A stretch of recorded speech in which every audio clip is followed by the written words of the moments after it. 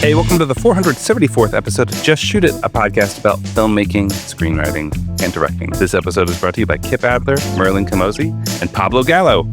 I'm Matt Unlow. And I'm Oren Kaplan, and today we have Eric Kissack back on. He is an editor and a director, producer now, and he was the editor on The Studio, the Apple TV Plus show from Seth Rogen and Evan Goldberg about the movie industry, Hollywood, everything, branded entertainment. It is an awesome show. We both love it, I think. And today, the day we're recording, my wife is actually on it. So I'm so exciting. Yeah, I haven't seen it yet, but I imagine if I saw it and they like cut Kara out, I would be super pissed off about this. I think Eric would probably have let you know.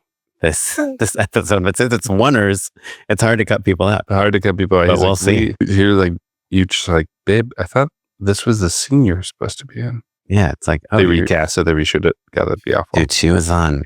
Yeah. I mean, your wife is an actor too. Sometimes, you know, they do an amazing show and then their whole freaking scene gets cut. Yeah, it happens. And everyone's like, yeah, they were awesome. We just needed 7 minutes and that didn't really make a difference in the story. My wife was in the finale of a Grey's Anatomy episode, and she had like this whole big arc, and it definitely got switched down. Though the edited scenes are on the DVD. That's cool. Saving Grace. Yeah, my wife had this awesome scene on The Flight Attendant, the HBO show, the Kaylee Cuoco show, with Cheryl Hines. Yes, Hines, and Pete Chapman was directing, and it was just so awesome. And then in the final cut, it's like you kind of see her walking in the background. She still gets residuals, thank God, but she's not recognizable in the show. And she had this great scene. Yeah. Anyway, so that's the show is great. I can't wait to see your wife in it. Yeah, and Eric is great too. He edited so many shows we love. First of all, but the crazy thing, when I first met him, he was a feature editor. He edited the movie Role Models, and he edited The Dictator, the Sacha Baron Cohen movie. And I remember he's like, yeah, I want to direct TV. And I kind of figured the easiest way to do that is to maybe edit TV. So I'm going to try to like get into editing TV and see if I can like penetrate that part of the industry. And he was just so like kind of ho-hum, like, I don't know, we'll see if I can get a job. Dude, his first job was editing Veep. Veep and Good Place, like just so many incredible shows. Yeah, too many good ones. He's directed a few of them too. He edited and directed Rutherford Falls, and he's continues to impress me with his knowledge. And we get into it in this episode a little bit, but the fact that like when Seth Rogen's like, oh, I need someone to make sure this is funny, they call Eric. Like, I mean, there isn't a better compliment. That's like if Tom Cruise is like calling me, does this stunt work? Yeah. Or like, can you figure out a more dangerous thing to do here? Does my running look good? Yeah. No, it's such a delight to talk to Eric. He's so thoughtful. It's so clear. His philosophy is really awesome. But we really talk a lot about the practicalities of making a show like The Studio. If you haven't watched it, I think it's worth it to watch an episode before you listen to this episode. The gist essentially is that like it's a lot of oners. And so because like some episodes are completely oners, some episodes are just really long takes where essentially each scene or a few scenes are all kind of shot back to back or continuously. But I think that you understand the blueprint of what's happening that way, just with that knowledge. But like the pacing, the style, how crackling it is, I think it's really helpful to have watched an episode to understand our conversation completely. Yeah. That said, we didn't really spoil anything. So if you haven't seen it and you just understand that it's a show that is mainly done in single takes, in continuous uncut takes, then I think you'll get a lot out of this conversation. I think you and I slightly disagree about this. I mean, Matt, I want people to listen to the podcast. I want people to listen to the podcast too. Even if they don't have Apple TV Plus. I am spoiler averse, and we haven't talked about this, but our friend Carlin Hudson was on a couple episodes ago, and she revealed a major detail of the film Sinners, but it's essentially the premise of the film. And I didn't know anything about it. And I was like, I can't believe you spoiled that for me, Carlin. And then have you seen the movie yet? I have seen the movie. And that was a reveal because I remember what she said. And now I have not seen the movie yet. They make it's a reveal like 3 minutes into the movie. It's in the cold open. It's like not a big deal. But I was disappointed to know it. But what I'm telling you is that I got messages on Instagram. Oh, because it's in the edit. It's in the final. It's in the episode. So if you're spoiler averse, depending on where you are, they're very, very, very light spoilers. We're really just talking about things that happen in the show, the premises of it. It's also a comedy, so I feel like, but it's not as linear the show is not, as it's not as plotty or a twisty. Severance or a Last of Us. Yeah. So I would put it on a 1 out of 10 on the spoiler scale. But if you're a 0 person, and I am, do yourself a favor, watch the episode. Yeah. Or just commit to never watching the show. Sure. Yeah. Well, we want to get into the interview, but first I just want to remind people that we have a Patreon page, patreon.com/justshootitpod. It's where you can support us, let us know that you like the show.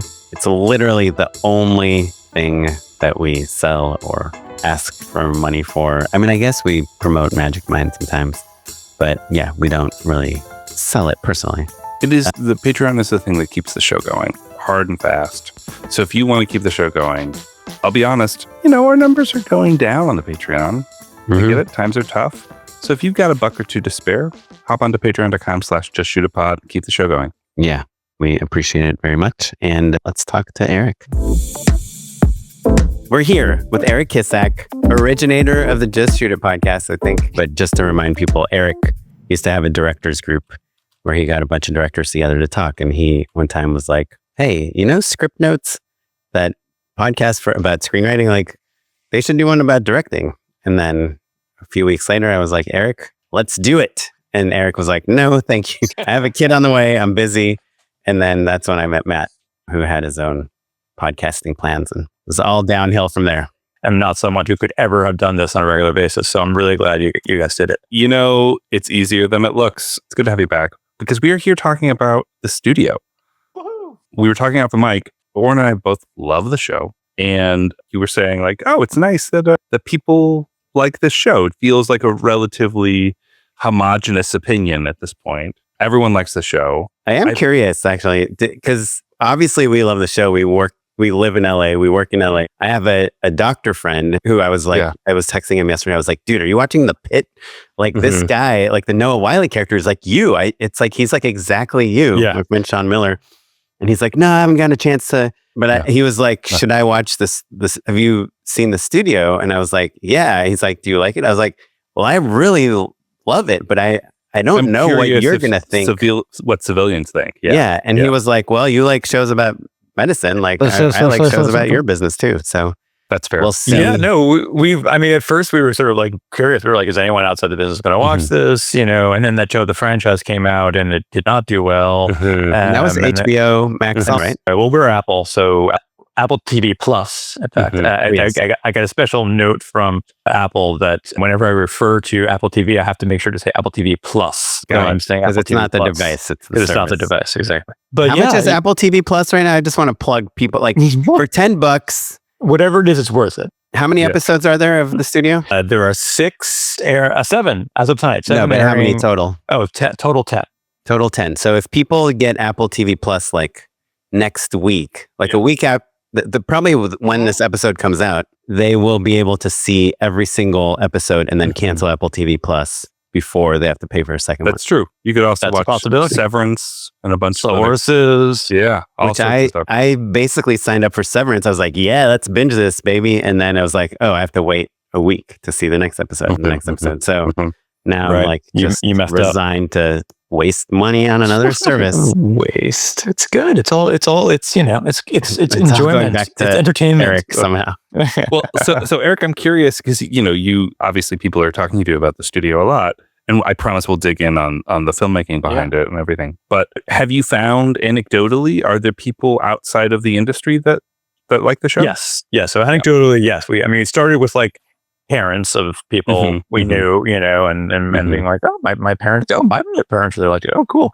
And then it started, and then it was like we heard stories from people we knew who would have like a friend who wasn't in the industry who would reach out and be like, I'm watching this show, The Studio. Is it anything like what you do? And by the way, I love it. Like there was a lot of like curiosity, but also genuinely good feedback.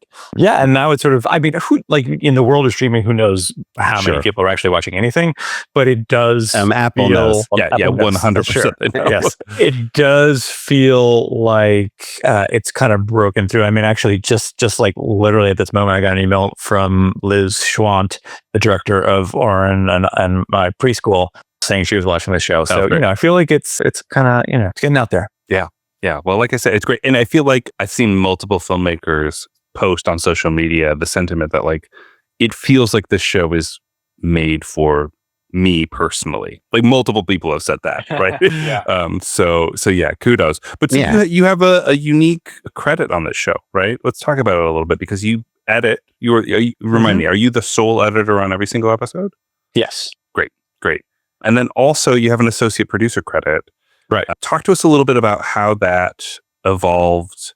And maybe starting even a little bit earlier, talk to us about your approach to editing a show like this and what you think, what editing is on a show like this. Like literally episode 2 is a oner, right? So the edit really informs jokes and the text and the meta text kind of at the same time. Yeah. So when Seth Rogen approached me about this show, which you had worked with him many times. I worked with him several times in the past. Yes. What was your first? Sausage Party actually was the first thing I did. You edited Sausage Party? I did like a big sort of comedy pass on it, which was the first time we worked together. More sausages. Yes. But that's an animated. I want film, everyone right? to know. Oren did the first Seth Rogen impression. I've bit my tongue. I held back. I think just guttural. It was just like being that's a guy, just my voice. Yeah. That's what. So I'd work with him that. Did you do The Boys? Didn't you work on the pilot? I did Black Monday. I did Pam and Tommy. I did the Ninja Turtles movie. That's right. Wait, you did the Ninja Turtles movie? Also a comedy pass. So, the movie was in great shape and they just sort of brought me in to kind of, but these animated movies, how do you do a comedy pass? Well, I mean, we could spend a whole podcast on this if you want, but yeah, I mean, they brought me in when it was still mostly in storyboards. And so I was mostly kind of like digging through, because, they brought in all these amazing actors like Paul Rudd and Kristen Wiig. Okay. She's fine. Yeah. They brought in all these people and they just like improv a ton. And so there was like a ton of improv in there. And my job was to sort of go in and like find jokes and create and craft and hone and, that kind of thing. How many people like you are in Hollywood? You're the Carrie Fisher of editors, Eric. So you're kind of talking about like a comedy kind of like fix it guy, or lady. And there's probably, like a dozen of us out there, some of whom are just like, some of whom are like the people that they bring in to like work on Barbie or, like the Marvel movies and that kind of thing, Right. But it's notable because it's not like, Paul Thomas Anderson is like, Eric, come in and help me make this funny.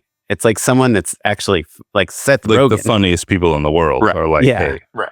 Or like, hey, who's funnier than all of us? No, it's about like taking the funny that's there and crafting and making sure. Sometimes it's just like sometimes like there's an editor who's great, who's working there on the movie, especially an animated movie for 2-3 years, and they've just they just like lost sight of what it is. Fresh eyes. Right. Fresh eyes. Exactly. So there's a lot of value to doing it. It's not just about me being funny, which I'm, moderately funny sometimes. Sorry. So Seth called you to say, I'm going to do the show at the studio and I have this idea. Yes. And so his idea was he wanted to shoot the show almost exclusively in these long takes. These like, basically the idea is like every scene is a oner. And in fact, if there's 3 scenes in a row that all take place without any time jumps, that would also be a oner. The idea was sort of like, anytime there's continuous action, there's like you're only allowed to cut when time passes. Exactly. Yeah. So if it's like an hour later, you can cut. If it's the next day, you can cut. And so I said, wow, that sounds really fun and really hard. And he said, I think the only way it would work is if you were on set every day.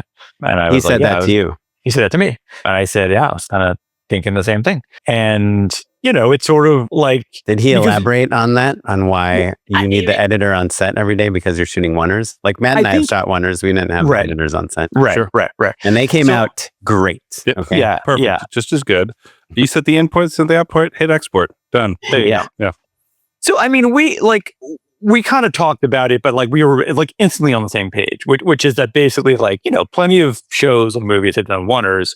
It's very hard to do a oner with a kind of like crackling comic energy that Seth is used to. Yeah. Because, so much about comedy is about timing, as we all know. And so much of that timing gets crafted in the edit, so like literally like crunching moments, like overlapping lines, having, removing lines that aren't working as well as another, if there's like 5 jokes in a scene and one of the jokes is like a B joke, you cut out the B joke and then all the other jokes really sing. You get the average, like the lawyers come in, cut half the dialogue. Using improv, there's amazingly talented improv performers on this show, like Catherine Hahn and Barinholtz, and we just, it's like, well, if someone does something amazing and take 15, and then someone else does something amazing and take 16, it's like, it's a real Sophie's choice, right?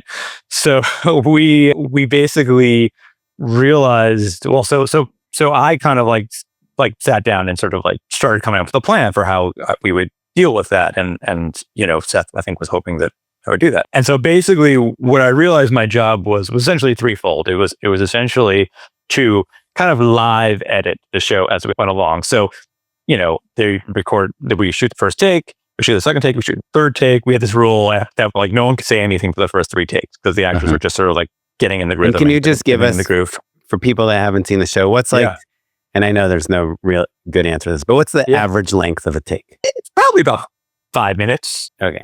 How long are the episodes? Are they half hour or an hour? They're half hour. The half hour. The first episode is like 45 minutes. Okay. So, we record the first 3 takes and then we huddle and we sort of talk about what's working and what's not working. Now, do you rehearse it all before the actual shoot? No. Okay. Yeah. So it's like those first. Yeah, go ahead. I have another kind of earlier question, but in terms of so obviously Seth's really into this idea, but who else cares about the quote unquote rules of when you're allowed to have a hard cut or not? Right. Like does Apple care about that? Do the Seth has a partner too, right?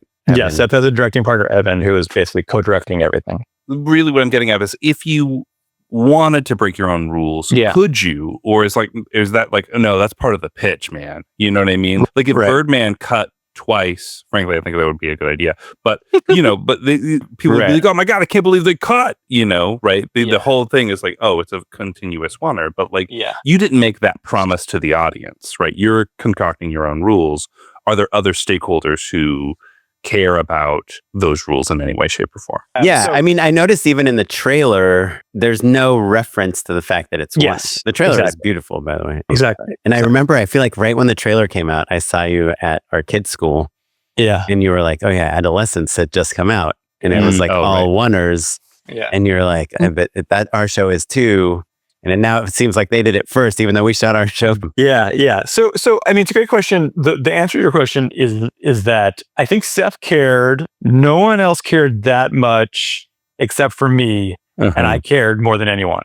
To the point where people got annoyed at me, because like we would like we would be shooting like a scene, and I'd be like, oh shit, like the next scene is not a time jump. We have to like continue this, and everyone would be like, oh, come on, different location.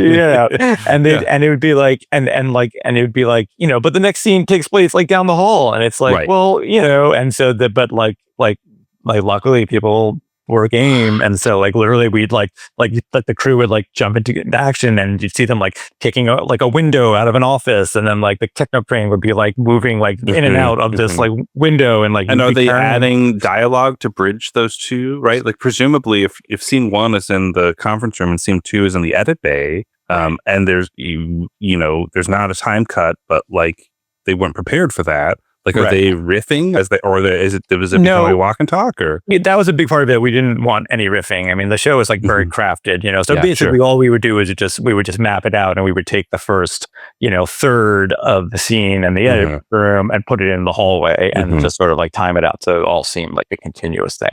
Yeah. But anyway, so we're doing these takes. We get to like take 5, say, and I've got my script and I've got my like marked up version of all the dialogue, and I'm like, okay, here we go. I think this joke is a little not amazing, and I think this part is like not necessary. And wait, sorry, but have you read the script and been at the table read and like kind of you're familiar with what is going to be shot, or is this kind of the first time you're seeing this stuff? I'm very familiar, but some of it is just about like the energy on the day, and you just like feel like what's singing and what's not, you know. And so it's a lot. Have you given notes on the script before it's being shot? I haven't given notes on the script, and it's also, you know, like frankly a terrifying thing to do, you know, because you're sort of saying to like Seth Rogen, like, hey, this joke I think is not that great, you know. Well, and that was my big question. Essentially, you're saying like, okay, guys, this is what I would cut if we were in the editing bay. Is kind of the context of this conversation. Who's that in front of? Who are you saying this to? Can Catherine Hahn hear you? You know, like usually not. No, usually it's a quiet conference with Seth and Evan. Like, Catherine Hahn's not big enough. She just needs to go 10 times crazier. Well, you're joking, but you know, editors have to be dispassionate about what's working and what's not working. I think 100% this is good. I think this joke is good, and it would be very easy for an actor whose job is to be vulnerable, to be putting themselves out there. They overheard what we say in an editing room. It would be very easy to take that personally and like ruin your day or ruin the next take or whatever, right? Yeah. So having it happen live on set. I mean, you walk away to another room, or I'm curious about the literal mechanics called of pig it. Latin, man. Catherine K is. I mean, a big part of it was just making sure the Video Village, you know, where we huddle and watch, it was far enough away, you know, and because we're doing these big, you know, like a take would start maybe like sort of near Video Village and then end up like a 5-minute walk away, you know. Sure. And so it's would like, you know, kind of rush back and Seth is acting in it too, and acting and directing. Exactly. Yeah. And also, to be fair, everyone is a huge pro. There's nothing they haven't heard before, obviously. But I mean, we were sensitive and we were careful about it. To me, the harder thing, I mean, of course, it's hard to be like, Seth, I don't think you're that funny, or this other person that you fought for to say this joke, I don't think that they were really delivering it. But it's even harder to have like the balls to be like, yeah, this isn't good. You know, like, like it's not like, let's see how this plays in front of an audience, right? Sure. Like, let's play this stuff. You're like calling, I mean, I'm constantly calling my wife and like showing her things like, what do you think? Does this work? Does this not work? You don't have that. You have to be, you can't sleep the executor and the judge. Yeah. There's some saying there.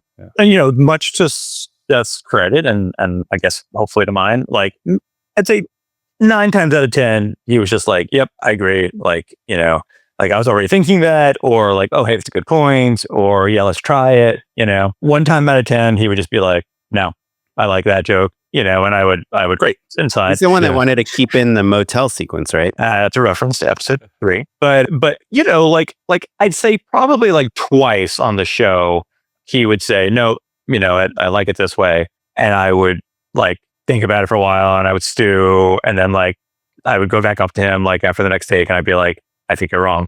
And like, you know, both of those times, like he was like, okay, you know, he heard it. And yeah, I mean, I think it's like, he's in the show, he's in the scenes, he's, you know, he's directing. Like, I think he realizes like, you know, it's what an editor's for. It's like you said, to be dispassionate.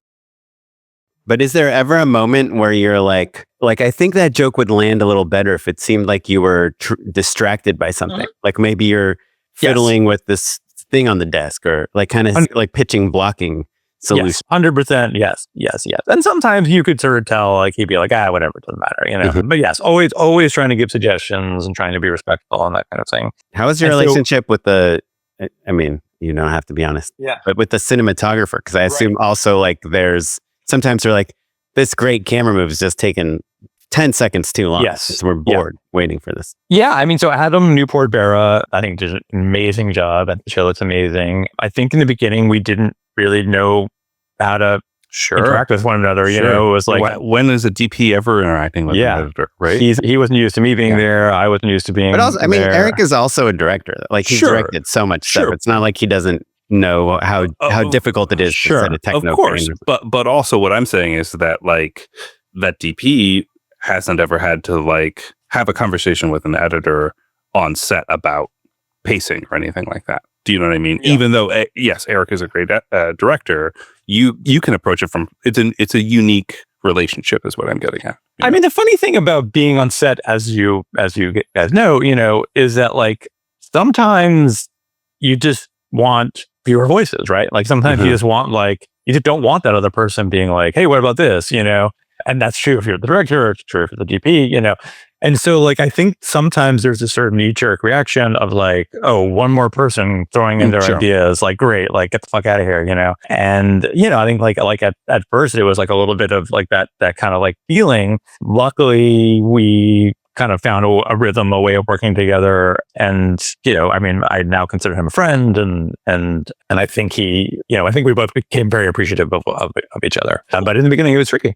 Well, it kind of leads to the other big question I have on a fundamental level. So back to your point of like, okay, like you have a conversation with Seth, you know, you guys come to some sort of consensus, but again, you kind of orchestrated a oner. The scene is a very complex dance, and that you're going to go in and say, like, okay, well, steps 3, 6, and 25 have got to go, and step 16's got to be a little faster, and all, you know, all of a sudden the sweater begins to unravel as you're tugging at the strings.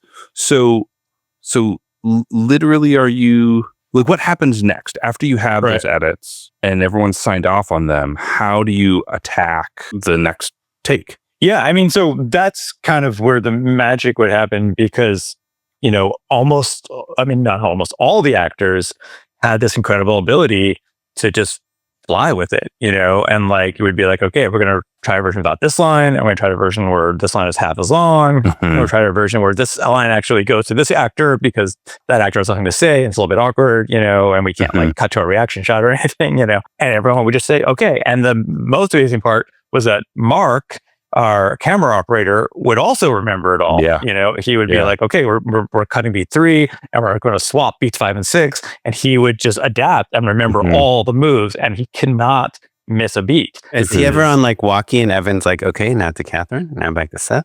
Now he's on Walkie with 3, 2, 1. He's on Walkie with Adam, the DP, but very rarely did he need that, because I mean, he's sort of like a savant, and he just kind of, you know, remembers it all. Those something special. What's the camera? Can you tell us a little bit about the, since you're on set, the rig? I mean, I know it's funny. I barely ever go on Threads, which is, you know, the Meta Facebook or Twitter competitor. Yeah. But every once in a while see, you know, click on things there. And I saw that Seth had literally, what it seemed like is that he had literally joined Threads just to dispel some myths about the camera work on the studio. The first time I saw him post anything was about episode 2, where he is driving his car up the hills to a house in Silver Lake where Eric and I both live, and Matt wishes he lived. Valley for life, baby. And then he you know, the car it's like a car mount shot, right? It's on the front of him, but it's a slightly peculiar car mount shot because the camera is being operated a fair amount. And it also, not that you can't operate if you have a process trailer, but it does not seem like this car is on a process. It seems like Seth is really driving the car. So how are you operating a camera that's on the hood of this car? And once he arrives at his destination, the camera just goes with him, like in like Steadicam mode. And people were like, how do you do this? This shot's impossible. Like, there are all these guesses. And then Seth Rogen was like, we had it on a Ronin remote, you know, like a remote controlled magnet, like magnets connected it to the hood of the car. And when he's like, I was really driving. When we parked, you know, the camera operator picked the Ronin gimbal off the car, and we continued going. So that's all true. Was that kind of the main setup? Like, you have a gimbal. What camera did you guys shoot on? Do you remember? It was Sophie Alexa 35. I don't know which version of the Alexa. It was an Alexa. Okay. Yeah, I mean, so they quickly, I had nothing to do with this part of it, but they quickly realized that the show basically played really well in a 21. That's the compatible lens, and 21. The entire show. And so the entire show was shot with one lens. Never changed the lens. Oh, which? The 21. Sorry. I'm sorry. This is outside of my. I know it was a 21. That's all I know. Okay. But yeah, and so a lot of fancy rigs, a lot of like, you know, moving the camera from a Ronin to a Steadicam to a techno crane. You know, really, really, really fun to watch. I mean, incredible. Was anyone ever like, you know, in that Kill Bill sequence in the Japanese restaurant? Yeah. The one I was named after, Oren Ishii battle sequence. Like they have a Steadicam operator that's like on these like on moving a wire pedestals. rig? No, I think he's like on like like a forklift that lifts him up and takes him to the next level. We did do stuff like that. Yeah. There's a few shots where it was like Mark would be like, Mark, our camera operator, would be like strapped into a forklift, and it would be like, I mean, it was crazy. It was really fun to watch. I would legit watch every episode again with just like a GoPro mount on the camera. Yeah. 100%. Yeah. They did that for. I mean, there's a bunch of stuff on Instagram with that kind of stuff. But yeah, I would. It'd be fun to watch a whole episode like that. So I'm curious about the literal post of it all. Yeah. Are you like, how much are how many cuts are hidden in these oners, right? You're mentioning like, okay, the Sophie's Choice of like take 15 and take 17 have two different great performances. So we didn't get into that part of it all, which was just like the second sort of like big part of my job. So once once we're sort of like done with the crafting of it, usually we had this funny joke by like not a joke, but it's just like a funny thing that we noticed that like take 16, we were like in the groove, and it was like every time like they would call take 16, we'd be like, okay, we're gonna get it. And sometimes we'd go like, I think the one scene we shot in 25 takes, but that was the longest. Most of them were between 16 and 20. And so once we got to there, then it was singing. I mean, it was like, I'd given all my notes and everyone was like, the energy was great and the camera was moving and it was just like, okay, like this was a good take. Nice to know that you guys are doing like 16 to 20 takes. Cause I mean, anyone that's ever done a oner, you're on take 7 and you're like, will this ever work? Yeah. Will this should work? We just give up now? Should we just add a cut, grab an insert, do something to save this? But then to know that you guys were like, no, let's keep going. Yeah, were there people like studio people on set, like going like, this is never going to work? Sometimes, but I think they didn't really come until they had sort of seen like early footage where they could tell that it was working, so they weren't too nervous. I mean, every scene takes 1 through 10. We were all horribly depressed. We were all just like, oh my God, what are we going to do? What are we going to do? Yeah.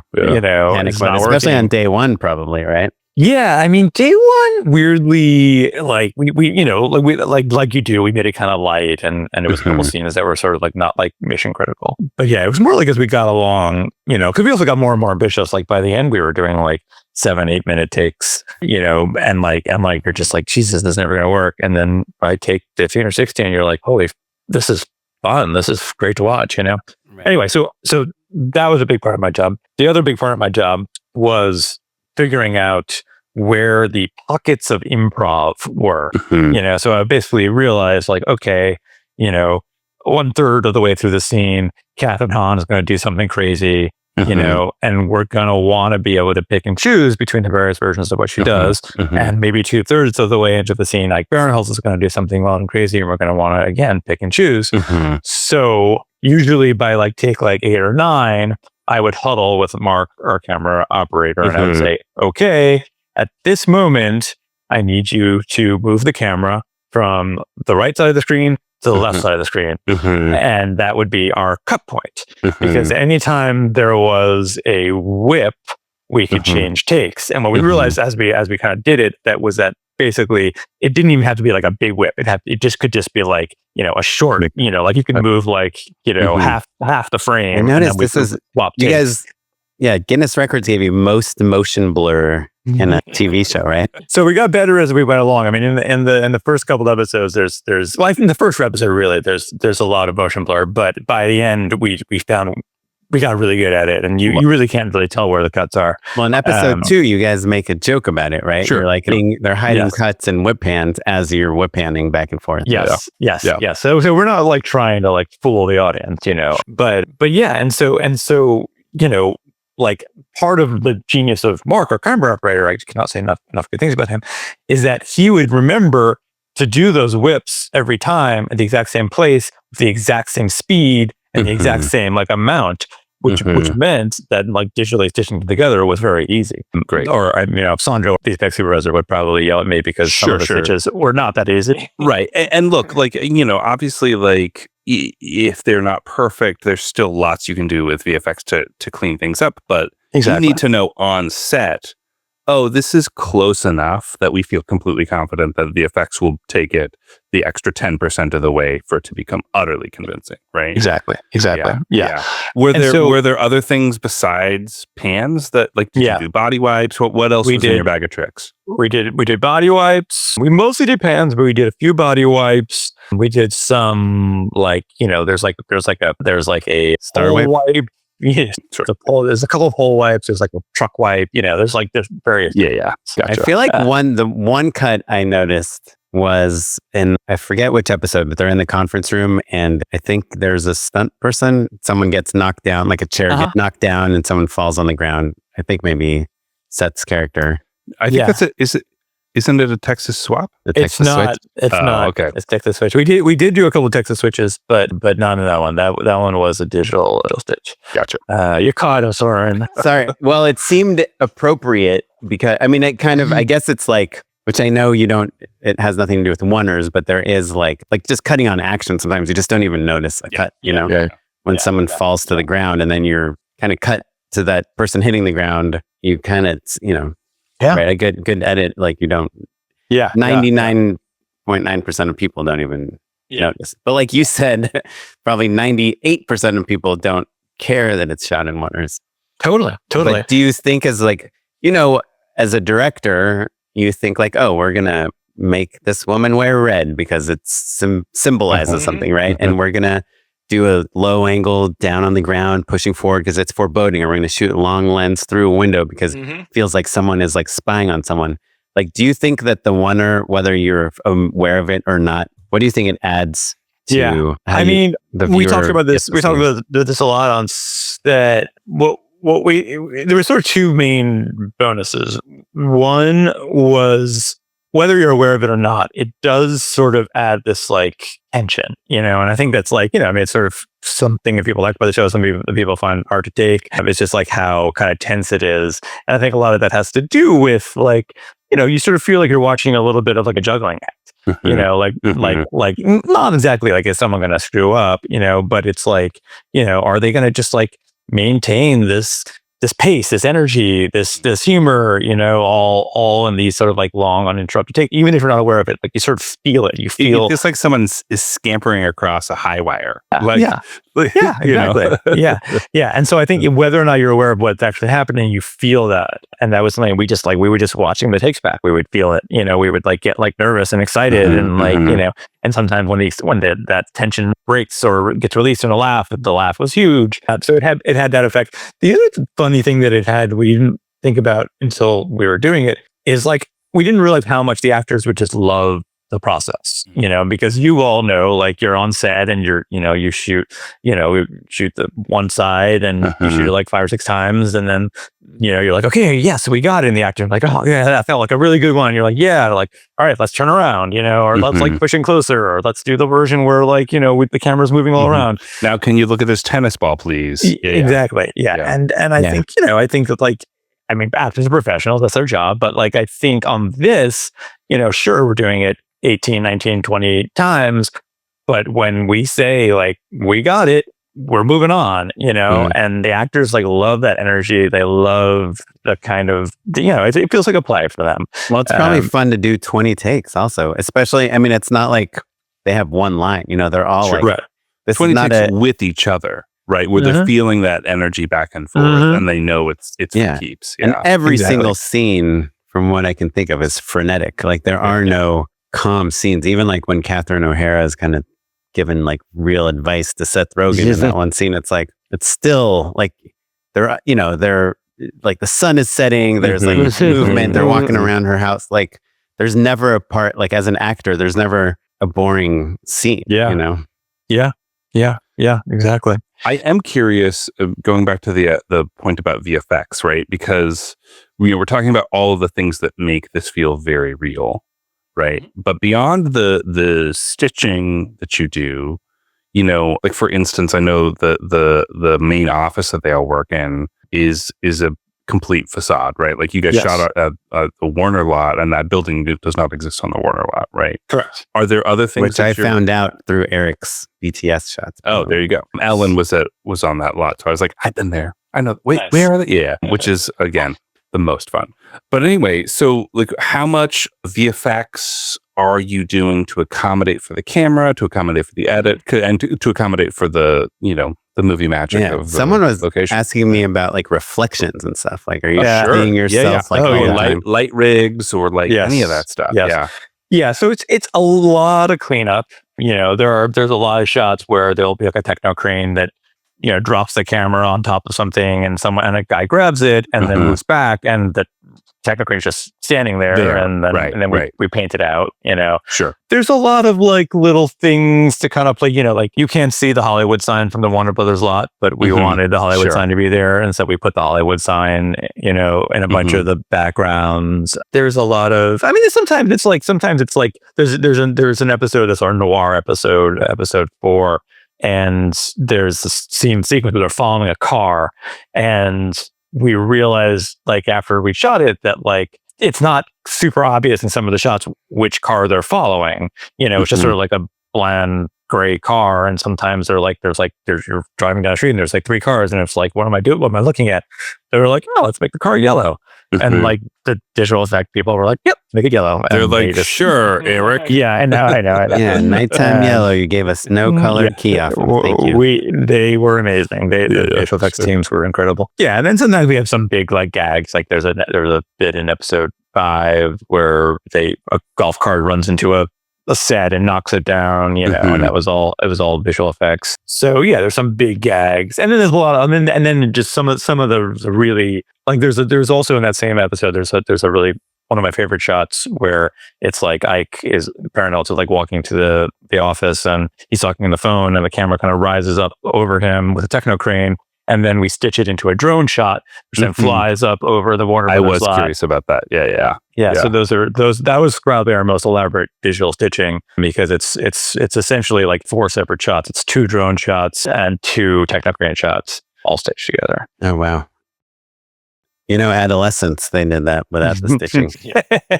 A drone catch? Yeah. I like that. But was it funny? Yeah. You're masochist, maybe. Have you seen Adolescents? I have not. I need to see it. I'm behind it on my TV watching. Do you know about how they made it? Like their scheduling process? It's kind of interesting. It's 4 episodes, and have you seen it, Matt? Mm-mm.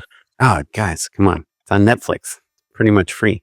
So each episode is a one, or like for real. There's 4 episodes, and they're an hour long, and they would shoot each episode over the course of a week. They would spend 4 days rehearsing the whole thing. And then on the 5th day, I think it was like 2 weeks, and they would do like, they'd rehearse for a long time. For a long week. Yeah. And then they would do like 10 takes or something, like 2 a day for the next week for 5 days. But yeah, that's why I'm kind of shocked how little rehearsal you guys did. I assume like at least Seth and Evan must have been going around with an iPhone, right? And the DP, like before you get to a scene. Or are you guys sometimes figuring out? Because like I saw some BTS where they're in the conference room and the table is coming apart, as the camera operator is walking in the middle. Like clearly you can't be on set and be like, hey guys, bring the saw. Let's cut this table in half, because we need the camera operator to walk through it. So the table was pre-planned. The table was a special table that they had built with a fake middle so that the camera operator can go in and out of the table. And then we put the digital table back on. It's really trippy. If you actually start thinking about where the camera is in some of those conference room scenes, it's like the camera is floating through the table. How did they do that? But no, I mean, the routine was we would show up in the morning and the actors would sort of do a blocking rehearsal, like with their scripts, and then we would shoot it once with an iPad just to kind of get like a rough camera blocking. And then the actors would go away, usually for about 2 hours, and they would like learn all their lines. And the camera crew would like block it out exactly how they were going to execute the thing that they sort of rehearsed with the iPad, and the lighting team would come in. And but that doesn't work for like the driving, like the noir episode where you're starting or one episode stage, 2, the oneer, the which oneer, is literally a half-hour oneer, right? They're driving, they get to the house, Yeah. I mean, that was a little bit more planned out, but we still kind of had the same routine where we knew like, so we shot that in 5 pieces in 5 days.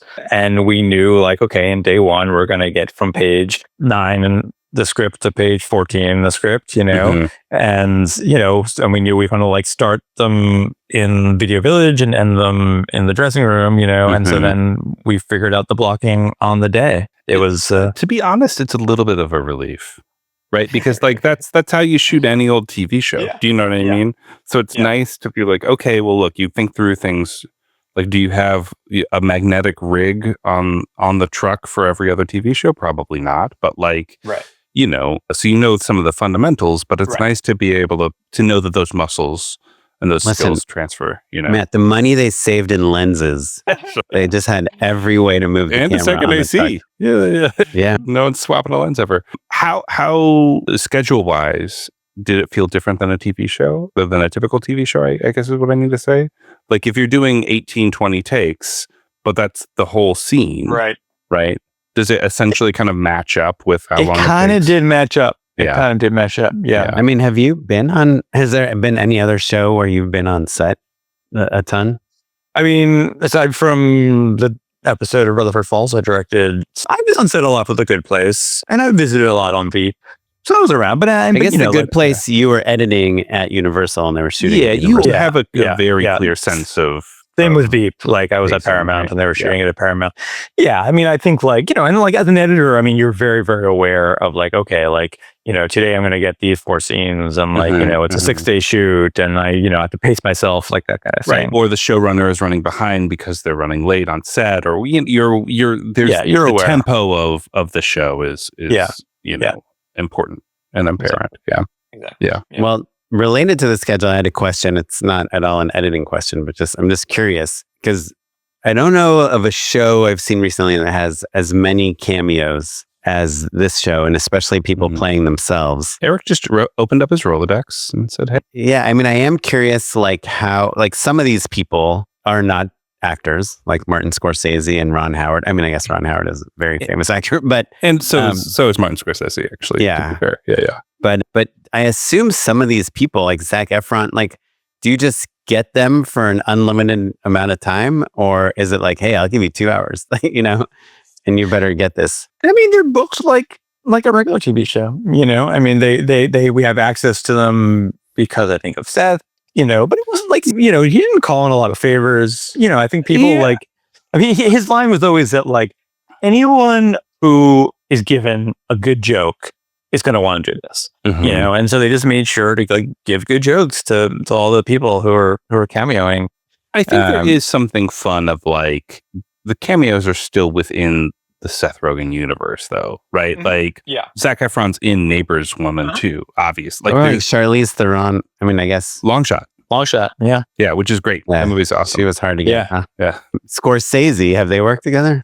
No. So that was just like, let's just ask his agent if he would do it. Martin Scorsese at gmail.com. And he said yes. At squarespace.com.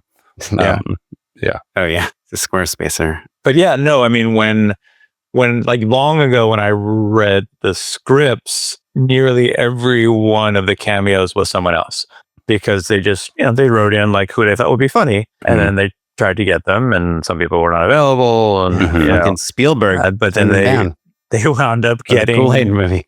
they wound up getting, I think, you know, an amazing array of people. Yeah, so good. What was that? Had a really good question that just escaped. Yeah. No, well, congratulations on the show. I mean, It's so fun. it's really awesome. Yeah, I feel like you're kind of promoting this. I mean, you mentioned Veep, Good Place. Like you've kind of been a part of these like giant shows that are probably, at least at this point, reached like way gianter audiences than the studio so far. Even though the studio it's on its way, but I feel like you've been doing a lot of behind the scenes stuff on Instagram and stuff about this one. Is there something about it, or do you just feel like you're kind of like I think so ingrained in the filmmaking unit that it's a little different? Yeah, I mean, it could not be more different, to be honest. You know, I mean, like, you know, the editor often, I think I wrote this on my Instagram post, but like, you know, like a crew is often like a family, and the editor is like the weird distant cousin who comes for Thanksgiving sometimes. You know, like you're at the rap party and they're like, yeah, who are you, Eric? Yeah. Oh, editor, cool. You know, and I feel like editors are very important and do a great job, but you know, great service. But like, you know, it's unusual for an editor to be so present on set and such a for the process. And so, like when you asked earlier, you asked about associate producer, that credit or some variation of it, sometimes co-producer, sometimes producer, often are given to editors who just contribute more, so I became an associate producer on the third season of The Good Place because, like Mike Schur and I would have like long conversations about like philosophy and like what we were trying to say on The Good Place, like in the edit room. And he was like, I think you're like an important part of the show. I want to give you this credit because this is a way of acknowledging that you're doing more, the editors on The White Lotus are also producers. And that show is like so crafted in the edit. And you can sort of understand why it's a part of the DNA of the show is the way that all these scenes and stories are sort of interlocking. I believe Jeff Richmond is also a producer on Severance. He was the main editor on Severance, and that show, the editing on that show is incredible. It's beautiful and it's so stylish. And he's like, you could tell like Jeff's work is like part of the DNA. So I think that's the idea. It's like, it's a sign of respect, and it's really well appreciated. And when I first discussed the idea of getting producer credit with Evan Goldberg, he said, we're having this conversation because you're, doing more on the show than any editor has ever done ever, which I think is an exaggeration, but it was nice to hear him say it. Yeah. I wonder also, just like being on set, there's more opportunity to influence things, right? Like totally. Yeah. And frankly, higher visibility, right? Like editors do lots and lots of work that is utterly invisible, right? Yes. Well, they don't meet the actors, like sure 90% of the time. I met and interacted with the actors a ton throughout the whole process. At the premiere party, we premiered at South by Southwest, and so I was in Austin.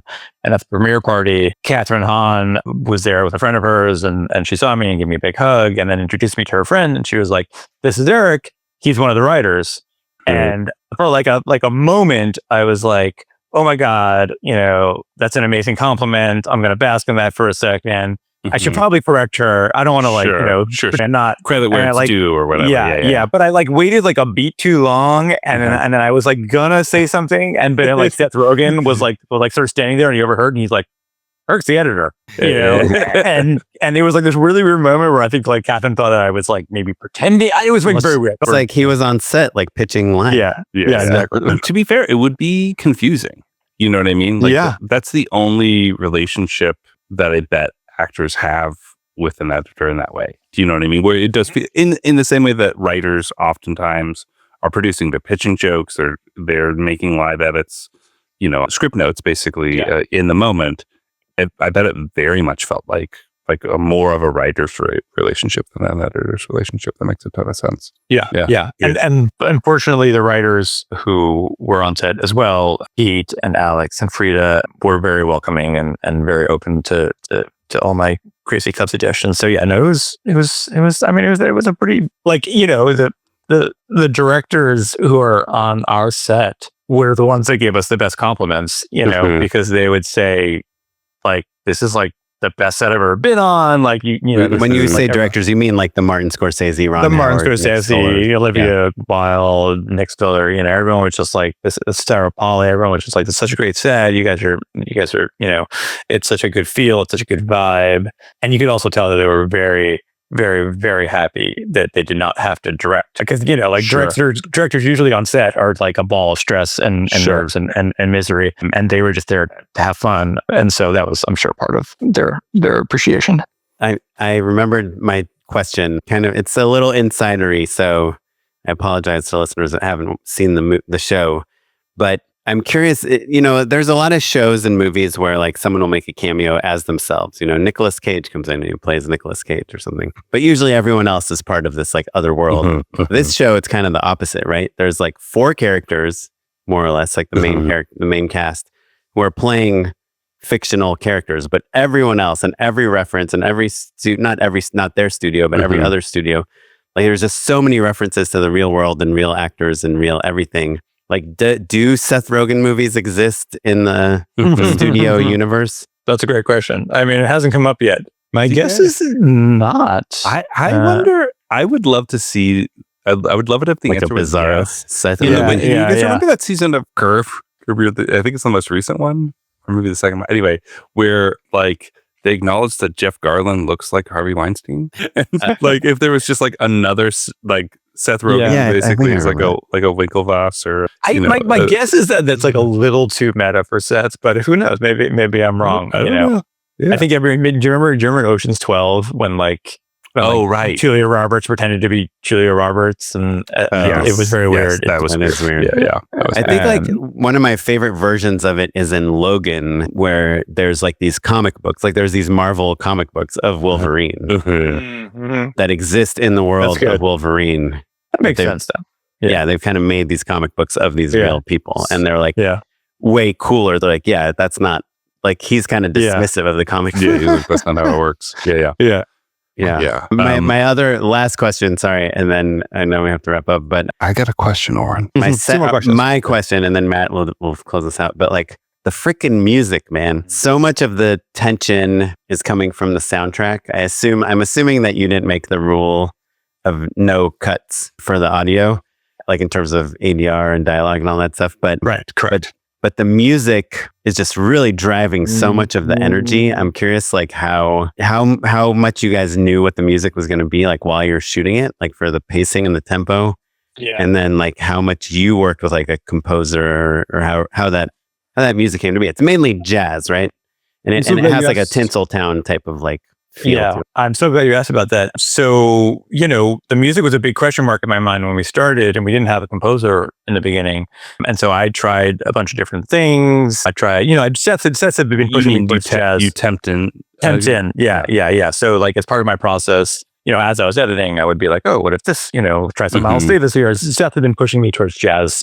A, he loves jazz, and B, it sort of fell right for the like aesthetic of the show. But music was, like tones were sort of like interfering with dialogue, and and I started listening to like jazz drummers. I used to be a drummer, and so I'm familiar with some of like the greats like Max Roach and that kind of thing. But it was also busy, it got in the way, and it, became like too much drawing attention to itself. And so then I was like, I know that someone has done this. Someone has done a kind of like rhythmic jazz score. And it hit me that like, it was Birdman, and I was like, oh, I wonder what the Birdman score would sound like. And so I just grabbed the Birdman score and started playing on scenes, and it worked great. It was just like, oh, this is right. This is like the rhythms dancing in between the lines and the music and that kind of thing. I mean, that's the most amazing thing about jazz is you can like stop, punchline, tension, release, and keep going, where you can't do that with like kind of regular music. Right. And so we called up the guy that did Birdman, Antonio Sanchez, and we said, would you like to do the score? And he said yes. And it was like it was such a fun process because we'd take his Birdman score and kind of lay it in, but it just wouldn't be perfect because it was like the stops would be like a little bit wrong, or the rhythms, and so then he would do his version of it, and it was like every scene just got like twice as good. It was crazy. Is it true this was the first time in recorded history that the composer didn't hate the temp score? Potentially, yeah. It's nice to be using temp score that is A, not insulting to your composer, and B, like such a true 1-to-1, right?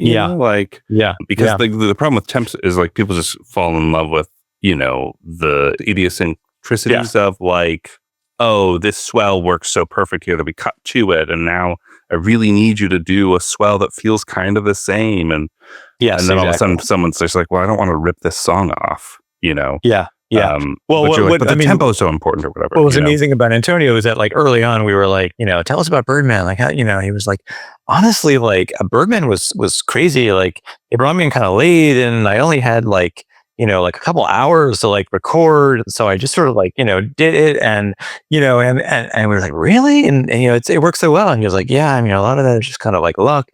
But he was like, with you guys though, I'd want to really like dig in and like really spend time like crafting and that kind of thing. And we're like, oh yeah, do that. And then you gave him 45 minutes. No. He got a fair amount of time. Probably he wanted more. But now that you mention it, I kind of have a vague recollection of seeing some behind the scenes where they like improvised the whole score to Birdman. Like they watched the movie and they were just Just playing. Yes, yeah, that's exactly We what just happened. did a few That's takes. awesome. Yeah. That's exactly what happened. So I mean, Antonio killed, and we were like, he's a jazz drummer, so we were like, okay, like, we know you're going to do the drums, and he was like, but I'm also, I play the piano and I can do this, Sure. and we're like, okay, buddy, just stick to the. Sure. But Chill he would out. just like send us, and he would just send us tracks with other instruments, and then like, there was like episode. Or a noir episode, he just did like a full-on noir score with like horns and like it was crazy and it was amazing, and so the guy's a genius and I love him. Have you guys ever been to like a Groundlings show where there's like, a musician improvising music and kind of scoring the show? No. It's so I've always had, I remember, I'm just bringing back memories from like many years ago, but of me fantasizing that like I just hire these people for like 6 minutes to come score my short, Yeah, you're like, oh, that'd be great. Yeah. It makes me think of, you guys remember John Bryan? I think he still does it at Largo. Yes. But like back when it was a supper club, he would do 2 sets, and the second set was always like people would just shout songs at him, and he would do like live mashups basically with loop pedals. So he'd go play the drums, and then he'd play the piano or whatever and bounce around, and it was just always like That would be magical. fun to go. Well, Eric, I've got one final question just to kind of close things out. And it's really kind of, again, about the process of it all. So you're live editing on set, right? And okay, take 1816 has come around. Everything's feeling good. You have a second to slap on a little bit of temp score. Are you then reviewing it before people move on? Or how do we get that stamp of approval for moving on as it is to you being on set, basically? We would often review, but I would be keeping a lot of notes, and so because I had these sort of like these moments built in, these pans built in. Sometimes, if it was a really difficult scene, sometimes I'd be like, okay, I know in my notebook here we've got 2 good versions of the first third of the scene in takes 12 and 13. We've got 2 good versions of the middle, and so I'd have all, and a lot of times they would just look at me and they'd be like, do we have it? And I'd be like, we got it, but sometimes we just knew, like sometimes like there'd be a take and everyone would just like burst into applause after that. It's needed. We got it. Yeah. So it was a mix. Sometimes, the harder scenes, it was a combo, but sometimes we just knew. And sometimes, like once in a blue moon, Seth and I would be like, all right, moving on. And I would like frantically grab them and say like, we don't have it. And so we'd have to like do something different. And were you working with the scripty or like an AE, or were there any other people in your cohort kind of, or is it literally you in a notebook and being like, It's mostly me in a notebook. I mean, Roni, our script supervisor, was wonderful and did like a lot of great documenting of everything that happened. But like my notebook was like my Bible, and that sort of had everything that I needed. And so, it turns out like we would do the day would flow, like we would get there, we'd do our blocking, we would do it on the iPad, and then the camera crew would spend a couple hours doing their thing. And in that 2 hours, I would walk over to my office. And I would whip out my notebook and I'd be like, okay, scene 20, I'm going to start on take 12. I'm going to whip to take 14. I'm going to whip back to, take 16. So you have a little bit of time to brain dump, decode. I see. Cool. In that 2 hours, I could edit together everything from the previous day. Cool. And so I would be able to say, okay, like, I could show it to Seth and say like, here it is. And show it to him. And then, So it was a pretty amazing special process. It's cool. So cool. Very cool. Wow. Well, Eric, what's anything cool you're working on now? Something we should be looking out for next? This won't come out for a little while, but I'm currently cutting the Nicolas Cage live action Spider-Man noir TV show. Cool. Congrats. Which is going to be a lot of fun. Is that Sony or is it Disney? Sony. It's Sony for Amazon. It's crazy. Set in 1933. It's a noir detective show meets a is it Lord and Miller? Is it Lord and Miller? Lord and Miller are producing. Cool. It's really fun. It's really great. It is crazy that like you have Marvel that's owned by Disney, but Sony has carved out Spider-Man, even though he's in the Avengers. Yeah. But this is Nicolas Cage, who played, I guess he was the voice the of animated the Spider-Noir character in the animated Spider-Man. He was Ghost Rider. Let's not forget. He was in the MCU. Yeah. And now you're doing it with Sony for Amazon. Yeah, I know. It's a weird time. It's a weird world. Yeah, because we watched Someone should make a Spider-Man on TV show Disney that Plus. kind of lampoons all of that. Yeah, exactly. Yeah, I mean, it's funny because like I got into this for the art, but now I'm just fascinated by the business. You're just all about how the we media make more money. conglomerates. Yeah. Yeah. That's awesome. Cool. Well, Eric, thanks so much for chatting with us. This My is pleasure. Cool. The reason I thought you were on more recently is because I actually included you in a video pitch I did like a year ago. Yeah, I remember that. I was pitching for some like kind of mockumentary type stuff, and I interviewed Eric to ask him That's about right. how to edit mockumentaries so that they're funny. Yeah. And then I got the job. So thank you. Congratulations for doing that. Well, cool. Do you have a couple more minutes to endorse something with us? Yeah, sure. Unpaid endorsements. My unpaid endorsement is very LA specific, very Valley specific even. And it's the coffee shop Horror Vibes Cafe. Do you guys know it? Yeah. It's scary. It's pretty scary. It's genuinely a little scary. Like if you have a little child, don't take them there. It's just like a regular old coffee shop on Linkersham, except for that every single inch of it is covered in horror artwork. It's like there's giant murals that's got Freddy Krueger hanging out with, the scary Winnie the Pooh, with, Jason. It's just kind of all in this kind of like pop art, black and white and red style that is really just so fun. So it's kind of become my like go-to coffee spot if I'm gonna like have a meeting with a friend. I had coffee with Matt Pollock just the other day there, and it's fun because like you're hanging out. It's very colorful, and every 5 minutes there's like a goth kid walking in and ordering an expensive coffee and then like Instagramming about it, and they leave. And I when I first started going there, I asked one of the baristas, I was like, what's the deal? Like, this is like a hardcore horror fan coffee shop in an innocuous part of the Valley. And I guess the story goes that like it was a mom and pop coffee shop that just kind of like sold croissants and nice coffee or whatever. And the family that owned it, like their daughter was really into horror, and they were like, hey, you can have the back wall is yours to do with it, whatever you want with it. And they painted this really elaborate mural, and it started gaining traction. Like people started taking selfies with it. And like, unfortunately now even coffee shops have to go viral in order to sustain themselves. But this one's become this weird, kitschy, like little mecca for like horror movie fans. So Horror Vibes is my endorsement. Almost as good as your endorsement for adults going on children's trains from last week. I stand by it. Stand by it. Fully that, by the way. Yeah, there we go. That's what I'm talking about. I love that. Yeah. Would you go to the Travel Griffith Park Travel Town train without? Oh, is it without kids? I think I got a little misconstrued here. I didn't say like go without your kids. I'm saying it's great.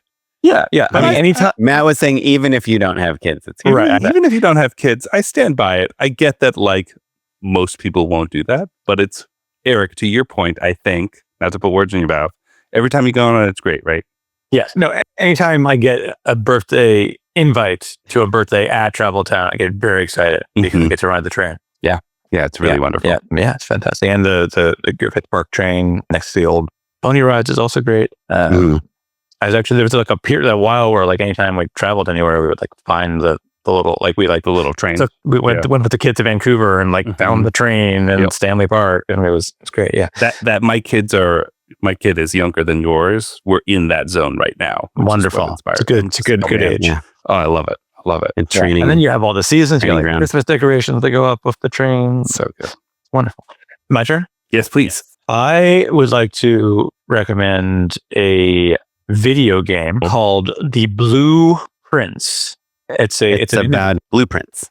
Yes. So the pitch of the game is you play a young lad who inherits the wealth and mansion of your great uncle under one condition. In this 45-room mansion, you can discover the 46th room. And the game is an incredibly beautiful set of like interlocking puzzles. And the twist of the game basically is that every morning, the game took place over a series of days. Every every day the mansion resets itself and all the rooms essentially move. And so part of it is sort of like discovering. It's like the Maze Runner, but it is lovely and beautiful, and it's a great little story and a lot of fun puzzles. I highly recommend it. And where do you play it? Yeah. How do You can play it. It's like Xbox and Steam and PlayStation and everything. Cool. Yeah. I've been like, I don't have any consoles because I have a problem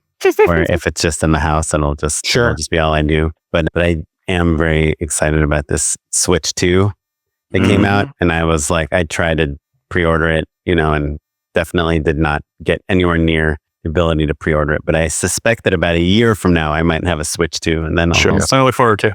Yeah. I mean, I'm just excited. I think my son will be old enough to maybe like hold the remote control at that point. Like we played Mario. We were like at a friend's house for spring break, and we played Mario Kart, and he just, holding the remote upside down, but it was fun. And now that I have kids, I feel like I can allow myself to re-engage a little bit. I think the Switch is really good at party games as well, right? Yeah. There's one where you do shots like every time Mario says something in a high voice. Keg Standard 2, I think, is coming out on the Switch too. So I'm excited for that. Yeah, I'm excited for that one. Yeah, that's awesome. Kaplan, what you got? Yeah, so I'm gonna, just because I don't have any good ones, I'm gonna give 3 bad ones. One is not even an endorsement; it's just like a giant pet peeve I have, which is I just cannot interact with any business without them sending me 100 texts asking me to review them, and it's just like driving me insane. Yeah, and Eric, your endorsement is for companies to not do that. Yes, and we can cut this out if you don't want it to don't want this to be public information, but our kids' school calls me 5 times a day with these automated phone calls. And Eric was like, I opted out. I'm like, yeah, but what if I miss something? Anyhow, they still call me like 5 times a day, and then they email me. Are they like, hey, will you rate your transaction after you like pay tuition or something? Like, what are they calling? No, it's like, hey, this week is Teacher Appreciation Week. Oh, let your teacher know this is Michael Abrazio of the LA County School Board. I mean, you believe that bullshit? Teacher appreciation. But it's just like 5 calls, and then they'll email you about it. So yesterday I pulled in a Kissack, and I opted out of all the phone calls. There you go. I was just worried I'd not know something about my kid, but they used it. And these companies, like literally I go to Target and I buy like toothpaste, and they're like, please rate your text. They'll text me, they'll email me, please let us know how we did. It's like, you did fine. Like, if I'm not saying anything, it means it's good. It's like directing. Yeah. I don't need to rate every single interaction I had over the course of a day with a corporation. Yeah. Next thing, just because I know everyone like wants Trader Joe's recommendations for me, even though I haven't discovered a lot of new things lately, but I do have one, which is, I'm not gluten-free, but every once in a while I try to buy some gluten-free stuff in case we have some friends that are gluten-free and some kids we know gluten-free, just to have on hand. And today I, out of desperation, made this Trader Joe's gluten-free cheese pizza I found in the oven, and it's got a cauliflower crust. It was really delicious. So great. Things have changed for the gluten-free folks, for sure. Yeah. My last thing, this is I could do an entire episode on this. I'll try to go really fast. But have you guys, it's kind of related to just the way we do business nowadays, but no one prints out receipts, right? Like if you buy a coffee and they're like, you need your receipt, like 99% of people say no, right? And we're all paying with like Apple Pay or credit card. Like there's no paper coming out, anything, right? And so for probably the last 10 years, whenever I go to CVS, which is, a drugstore, I'll never print out a receipt. But the other day, for some reason, they had some coupon or something that like on something. I wanted to print out the receipt to see how much money I saved. And I don't know if you guys have been to a CVS recently, but the receipt starts coming out, and it's like 7 minutes of receipt printing. Yeah. It is like a 6-foot-long receipt. It is a meme, and it's like the Cheesecake Factory menu in receipt. They sell scarves that are, I'm not joking, CVS receipt themed. And I have a friend who I would get served that on Instagram, and I was like, wait a minute, I know the person who's modeling the CVS receipt scarf. Nice. It's funny. This is such a well-established thing about the CVS receipts that I actually thought you were doing a bit for a second. Yeah. Yeah. You've been living under a rock, Oren. No, but people, because I think for us, because we knew this about receipts from years ago, but I feel like people aren't getting these receipts anymore Yeah. But the crazy thing is nowadays, I mean, the stuff you buy at CVS is not inexpensive. Like I'll buy eye drops and it'll be like $42 for eye drops. Yeah. Some insane, like substantial amounts of money that I'm spending for children's medicine, things like that, everything that's like locked up behind. If you look at those receipts, like literally the first thing on my last receipt was 40% off any item up to $99. Like these coupons are freaking good. So my new method at CVS is I buy one item at a time. I buy it, print out the receipt, see what I got. Oh, okay, if You I were change insane. to You were insane, Oren. CeraVe Cetaphil, I'll get it for $2 instead of $9. I mean, I saved so much money last time I went to CVS. I'm literally, I went from like an $80 bill to like a $36 bill. If you want to know that this week has been slow in commercials, this is how you know. This is your canary in the coal mine. Well, it has been on my list of things I want to talk about. But wait, so anyhow, just to be clear, your endorsement is to buy things one at a time at CVS, print out the receipt to double check the receipt. That these aren't coupons like, oh, $1 off if when you purchase $50 worth of, Head and Shoulders. It's like literally like take 60% off any beauty items, like it's just, and that will count for like half the things in the store. This is news you can use. Yeah. But there is a really annoying thing where you actually have to give the coupon physically into the machine. And if you don't do it fast enough, the whole thing blows up in your face. So that's why I spent 6 hours at CVS. Delicate Dan. Anyhow, thank you let again. everyone go so they can run over to CVS studio. and watch the studio. Eric, where can people tune in to what you've got coming out next? Keep track of your incredible career. I have a website, erickissack.com. But, just keep watching the studio. Or if you haven't watched it yet, check it out. And keep an eye out for Spider Noir in 2026. Eric Kissack, it doesn't even have the studio on here, does it? Let's see. Editing. It may need to update that. Are you against having random people follow you on Instagram? No, I love it. Okay. Then what's your Instagram? At Eric Kissack. ERICKISSACK. Bingo. Ooh, Tara just posted a photo of herself on the studio. Awesome. Well, you can follow the show at Just Shoot a Pod across all social media. Shoot us an email if you have any questions. We can forward them along to Eric at justshootapod@gmail.com. You can follow me at Mr. Matt. And I'm at O Kaplan on Instagram. This episode was edited by Kevin O. Yang, and our producer is Tyler Small. And you're listening to music from the Free Music Archive and the artist Jazar. We will catch you all next time. Thanks, everyone. Thanks. Goodbye. Bye.